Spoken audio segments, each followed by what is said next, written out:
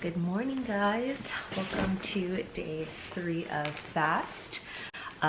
This one might be pretty lengthy, so I just might upload 3 by itself. And if you are just joining us, I started a fast with my church, and I am on day 3. So day 1 and day 2, along with some life updates, is already in another YouTube video. So if you want to see it all kind of be pieced together sequentially, you can start there. And Tyler started his fast today, so he doesn't know if he wants to share anything on camera yet, but if and when he does, obviously I'll kind of talk about my fast, things that I've gotten, and then he will share his stuff. All right, so day 3 of fast. Today we are reading Matthew chapter 7. Matthew is such a fire book, like one of my favorites. It is highlighted and underlined like every other verse in every other chapter of the entire book. All right, so I just wrote down a bunch of verses that spoke out to me, and then I'm gonna just share my notes, and then afterwards even more fire again in my purpose-driven life kind of daily devo. All right, so the first one is Matthew 7 verses 1 to 3. Don't criticize, and then you won't be criticized, for others will treat you as you treat them. And why worry about a speck in the eye of a brother when you have a board in your own? So don't criticize and you won't be criticized.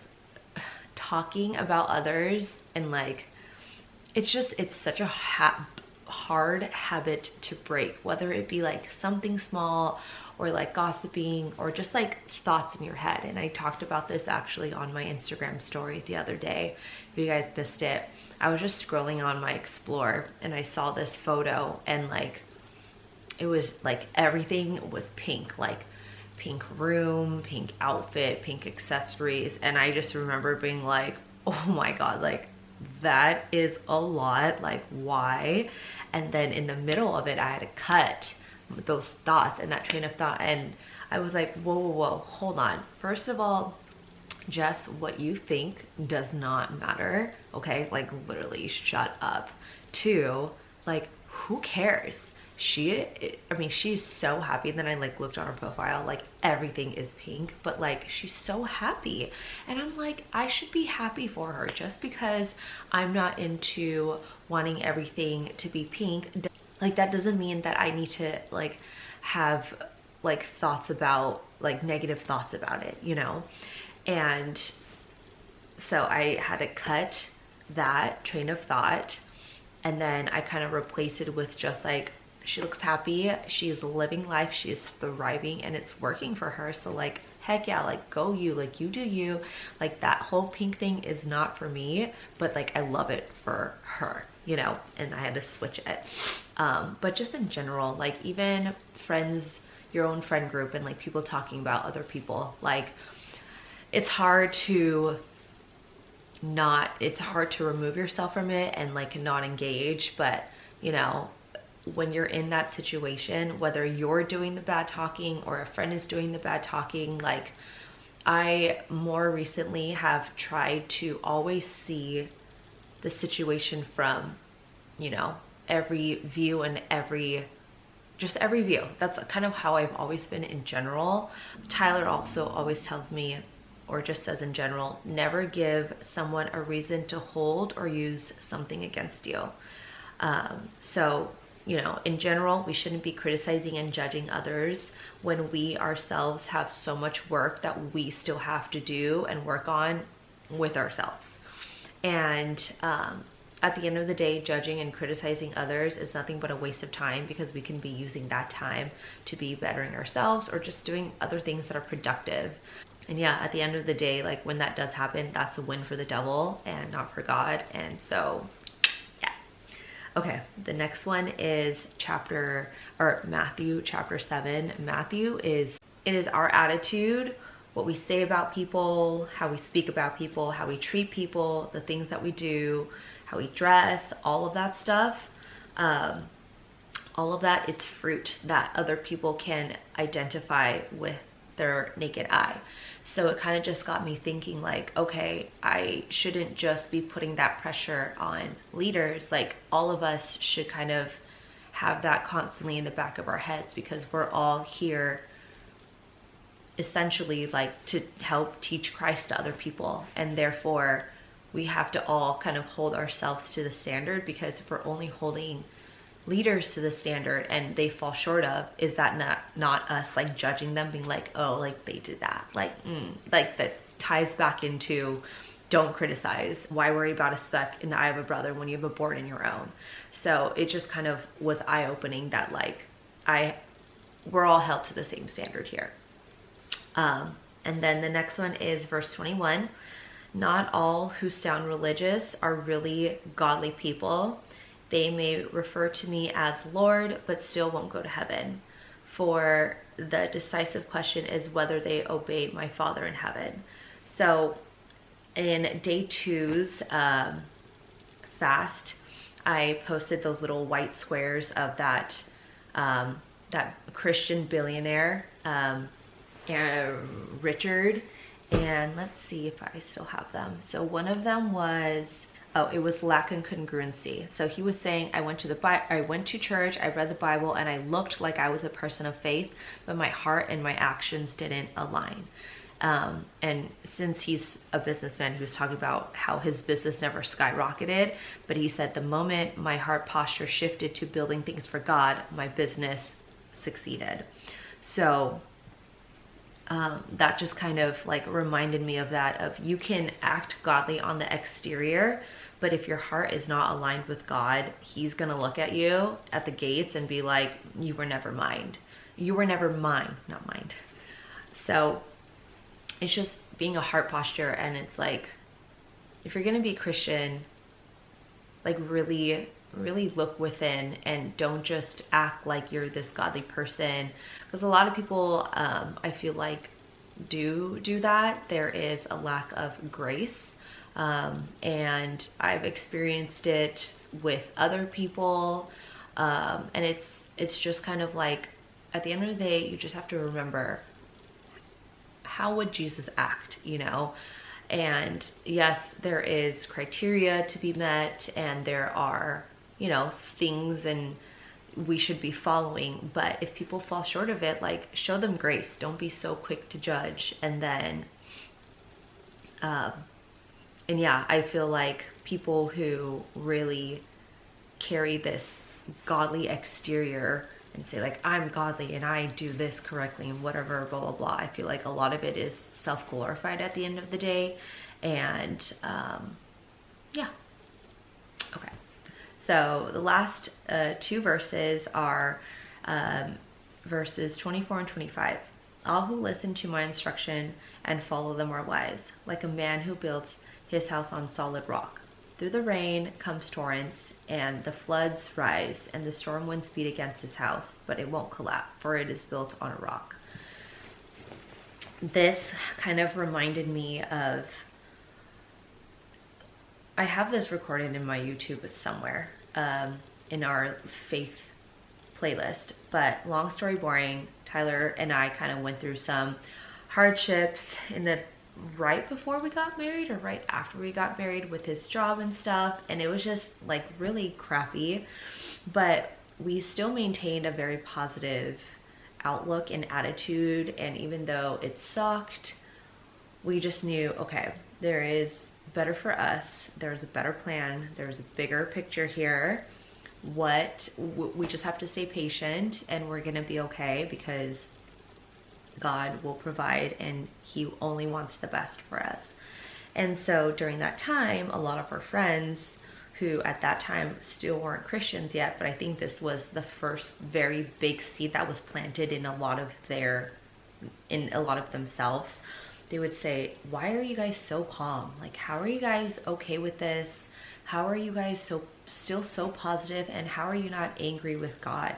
And we told them, like, we're just so strong in our faith that we know that this is God's plan, and therefore there's no reason to be upset, because on his timing, you know, when it's right, the right opportunity will come. And maybe this is our time to also reflect. Maybe we're not ready for this. Maybe there's things that we need to evaluate eternally within ourselves first before we can take that next step.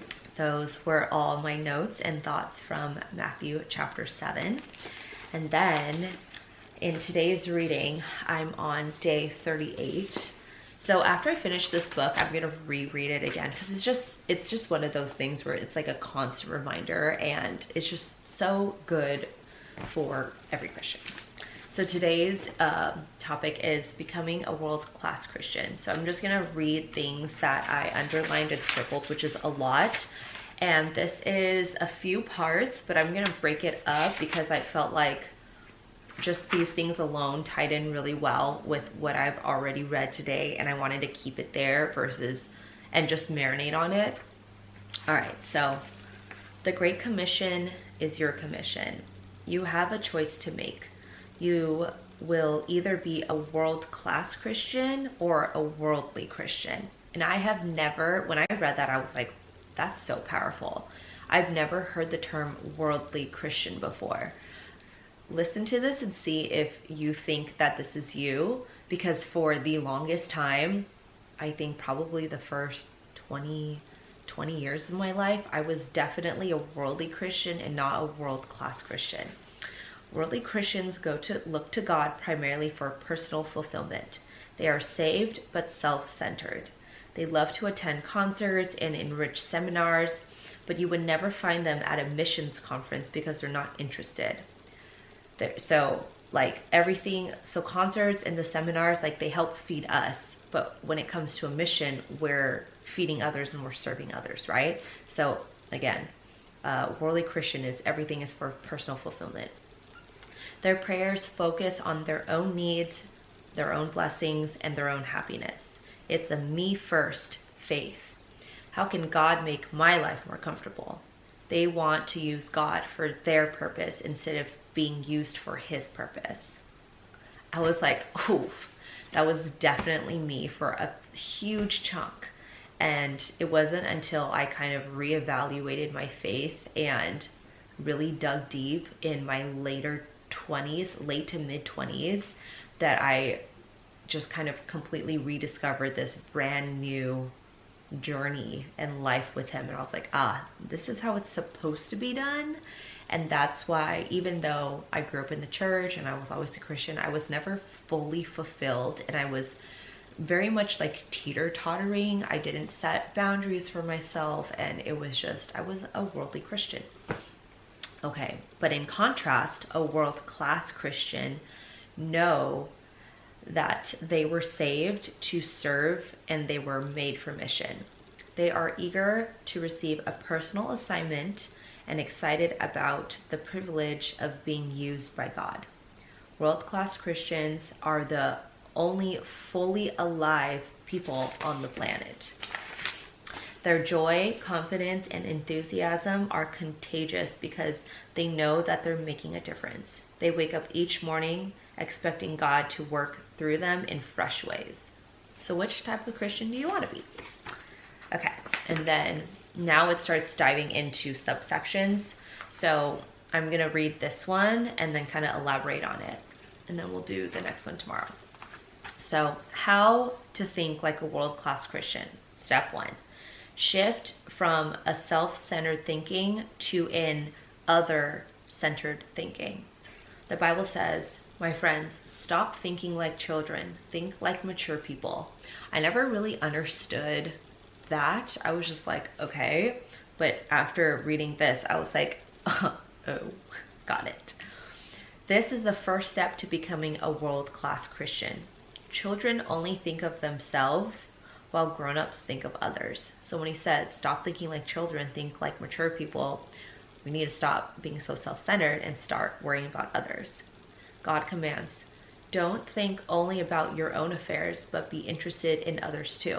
And remember, we were talking about this yesterday in day 1 and day 2 of like, we're not here to serve others and be weak and be people who don't have a backbone, But we're here because, again, like I said in day 1 and day 2, sometimes you may be the only Christian that this person or this family member or this friend will ever know on a personal level their entire lives. So like, what can you do for them? How can you live your life that portrays, you know, God? And how can you leave your little mustard seeds around and drop little seeds to have them be more curious? Okay, so of course this is a difficult mental shift because we're naturally self-absorbed. We definitely are. And almost all advertising encourages us to think of ourselves. The only way we can make this paradigm switch is by moment dependence on God. So when it comes to thinking of others, you know, sometimes it may sound exhausting. You're like, well, I have to worry about me and my family. By the time I'm doing that, I'm exhausted. I have no energy. Like, how can I then also serve others? But if we are constantly depending on God moment by moment, God will just give us that energy. And so it says, fortunately, He doesn't leave us to struggle on our own. God has given us a spirit. That's why we don't think the same way the people of this world think. So I wrote, if we depend on God to always be thinking of others, if we depend on God for us to always be thinking of others instead of doing our own thing, it will be really easy because we're going to be constantly fueled by Him. We're not going to be giving from a place of lack or from a half-empty well. Like, if we're doing what God wants us to do, it's like an automatic, just forever flowing well. And also, to tie back again into yesterday, Richard, the billionaire Christian, one of the IG posts, it was just talking about like hard work. And he says, I do not idolize hard work. Remember, we were also talking about idols yesterday. This is so crazy to me. I do not idolize hard work because this guy works. So people on average, okay, you know what? Let me just pull up the post and let me just read it, okay? This post said, people always ask me, why do you work so hard if you're making all this money? Here's why I still work 70 hours a week as a 7-figure entrepreneur. Okay, so before we dive into it, it's important to define what working hard even means. Here's what it means to me. If an average working professional works 40 hours a week, anything above that for me is working hard, which means 50, 60, 70 hours a week. So he starts off with, I do not idolize work. For me, working hard is the absolute bare minimum. I do not see hard work as something only athletes and billionaires can do. Once I make hard work the standard, it wasn't difficult to put in the hours. Doing something that's bigger than me is what drives his hard work. I'm not only motivated by my own personal goals, but I want to make an impact. I want to make sure that my team is doing well. So here in team aspect, you can just say like friends or family or like people across the world, like whoever. I want to make sure they are doing well. I want to donate to charity. Once I made success bigger than my own personal gain, it became easier to work hard. So, you know, that's, I guess that kind of, it just ties back into this, that once you make all of this, like your work, it's going to be so much easier to work hard because again, God is just going to fill that for you and like give you all of that energy and that drive and that motivation. Okay, begin asking the Holy Spirit to help you to think of the spiritual need of unbelievers whenever you talk to them. With practice, you can develop the habit of silent praying or breath prayers for those you encounter. Say, Father, help me to understand what is keeping this person from knowing you. Your goal is to figure out where others are in their spiritual journey and then do whatever will bring them a step closer to knowing Christ. You can learn how to do this by adopting the mindset of Paul, who said, I don't think about what would be good for me, but about what would be good for many people so that they may be saved. So, yeah, so that is today's. I'm still gonna like sit here and kind of like reread my notes and ponder a little bit more and pray a little bit more, but it just is, at least for me, I think you guys can all see that this reoccurring thing is just helping others, you know, and it's like, this is me doing extra work, but it does not feel like work because I'm excited because this is, you know, like literally everything we have just talked about. It's just crazy how everything comes together. So exciting things. Pastor Mark is not wrong when he says that nothing bad can come out of a fast. Like you can only gain from fasting. And it's just wild, like how much can be revealed. So if you're watching this and you haven't started fasting or haven't started a fast, just start, dude. So much breakthrough will happen. Stop. Yeah. Stop. Tyler, your hands are so cold. Tyler. Okay. So remember I told you guys Tyler's on day 1 of his fast. He wants to share with you guys. Here, let's. Give me my pillow. You are so cold. My hands are cold. All right, let's fix this. We're so far. Why did you do that? We're so far. Why don't you just pick up the camera? Okay, so I've decided to take it upon myself because I believe that God has called me to fast. What are you fasting from? I'm fasting from. I'm fasting from my passion right now, which is my new sport to me, which is Olympic weightlifting. So if you guys have not known, I've been Olympic weightlifting for a few months now, and it's become one of my most favorite hobbies. It's been amazing, and my best friend is my coach, which is awesome. It's a good time. But anyways, what are you doing? So I'm fasting the lifting, so I'm not doing it. The plan is to go 7 days without lifting. Today's day 1. It's a struggle. I'm just kidding. But anyway, so some things that I've kind of already learned this morning and through Bible reading and kind of just taking things back down to certain basics and whatnot. And, you know, not that, you know, I could be doing this. Obviously, I'm not a perfect person, but hopefully I'm not. And hopefully many people that are watching this video aren't victims of me. But, victims of you? Yeah, of my treatment. Of basically, do not judge others. So Matthew 7 talks about... You read Matthew 7 today too? Yeah. Oh my god, me too! Yeah. So... How did you know? Well, it's on the Bible app. Oh. But I opened it up and I started reading it, and it applies... You can always say you don't judge people, but ultimately you're always going to judge somebody because of your human nature and sinful nature in your flesh. However, we shouldn't be believing that way. We should be rewiring our minds to not judge others. And I've always thought I've had a good focus of not judging people. And I'm sorry. You don't though. I know, but I'm sorry if I ever have to anybody, because you're so nice. It doesn't mean you don't judge. You don't have to, you know. Oh yeah. And especially like, with my job and stuff too, I don't want to judge people all the time and things like that.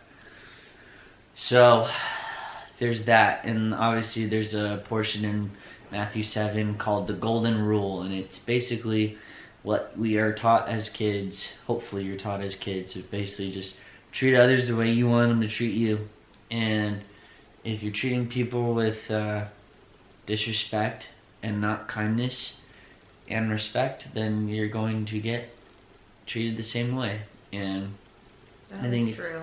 pretty It really simple. is the golden rule, and I feel like it's so funny because with faith, people think, oh, like Christians and what you learn in church, it's like has to be some crazy stuff, and it's like stuff that any person, Christian or not, can gain and learn from, you know? Yeah. It's how we're supposed to operate as good humans in the world, period. Yeah. And I don't know. I think it's just good to just keep my mind focused on stuff like that, especially in this day and age with how many people we tend to disagree with, and based off of current events or whatever, doesn't mean you need to judge them, regardless if you have the same beliefs or not. And what else?